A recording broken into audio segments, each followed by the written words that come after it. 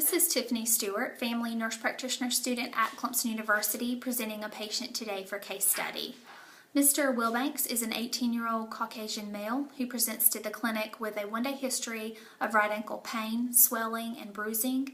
He was at the lake yesterday with his father helping him with the boat when he turned his ankle over. This happened when he jumped out of the boat to prevent it from hitting the dock, and he slipped and rolled the ankle over. He does not remember hearing a pop at the time of injury and was immediately able to rise on his own, but since that time the ankle has progressively gotten more tender and swollen. He did apply ice a couple of times during the night and took over-the-counter Advil, but got no relief from that, and his father is accompanying him to the visit today. He denies fever, denies skin lesions, but admits to bruising along the right lateral ankle, denies headache or dizziness, denies vomiting, but admits to having some nausea immediately after the injury, but that has resolved, denies any signs or symptoms of active bleeding, and admits to having pain 4 out of 10 to the right lateral ankle upon movement, along with the swelling. Past medical history is unremarkable other than a left wrist fracture at the age of 12 when he was playing baseball. Social history, he is a high school senior. He lives with his parents and siblings and works part-time at a local grocery store. He denies any alcohol, tobacco, or illicit drug use.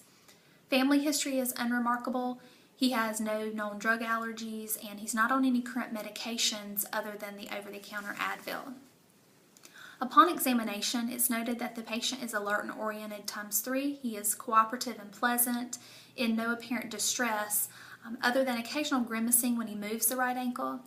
The skin is warm, dry, and intact, with mild purple, non-blanchable lesions noted, which are consistent with mild ecchymosis to the right lateral ankle.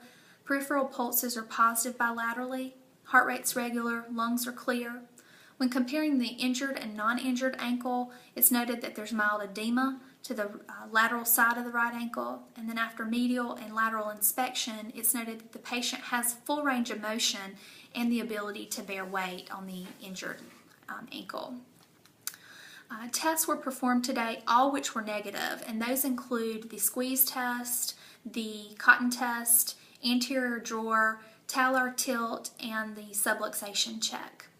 According to Ottawa guidelines, it was decided not to x-ray the affected ankle due to his ability to bear weight, lack of pain in the malleolar zone, and also due to the fact that there was minimal swelling. Differential diagnosis for this patient include fracture, tendonitis, bursitis, strain, sprain, first, second, third degree, dislocation, and subluxation, and it was determined that this patient has first degree sprain inversion injury. The plan today for this patient includes RICE, rest and protection, ice to the area, compression, and elevation. He was counseled on active range of motion and non-weight-bearing activities that would benefit him, such as swimming and biking.